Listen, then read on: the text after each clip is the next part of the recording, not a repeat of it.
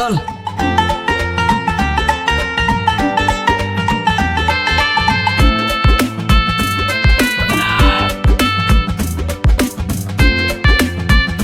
চলুন ভাই।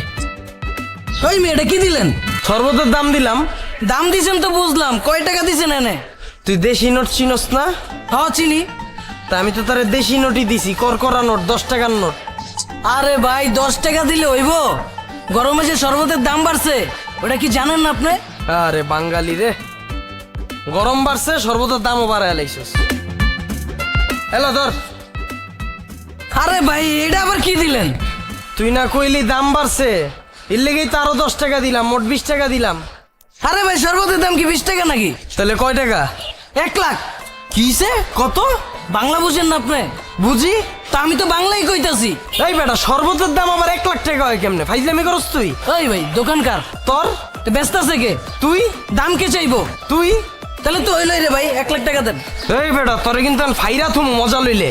ভাই আজকে গরিব অসহায় সর্বতলা পায়া ফারতে চাইতেছেন ভাই, ঠিক আছে ভাই পারেন, সমস্যা নাই, কিন্তু ভাই ঠকায়েন না ভাই, 1 লাখ টাকার একটাও কম দিয়েন না ভাই। তুই কি মজা লস আমার লগে? এই বেটা, 1 গ্লাস শরবতের দাম 1 লাখ টাকা কেমনে হয় আমার বুঝা। ভাই আমি 1 লাখ টাকাই বেচি রে ভাই। এই যে ধান লেখা আছে শরবত প্রতি 1 গ্লাস 1 লাখ টাকা। শরবত প্রতি গ্লাস 1 লক্ষ টাকা মাত্র? এই বেটা তুই মজা লস। আর তোর শরবতের দাম তুই পিছে বসিস কে, সামনে বস নাই কে, যেন কেউ দেখতে না পারে। হ্যাঁ এই বেটা, তোর এই 1 লাখ টাকা দিয়ে এই শরবত কেউ খাইবো? ভাই এই যে 1 লাখ টাকা লোন, 1 গ্লাস শরবত দেন।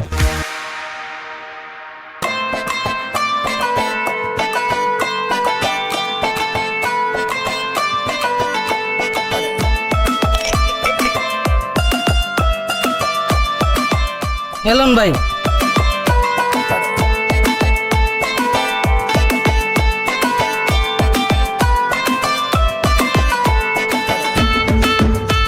দেখছেন 1 লাখ টাকা দিয়ে গেছে। আমি কি আপনার লগে মজা লইতাছি? দেন 1 লাখ টাকা দেন।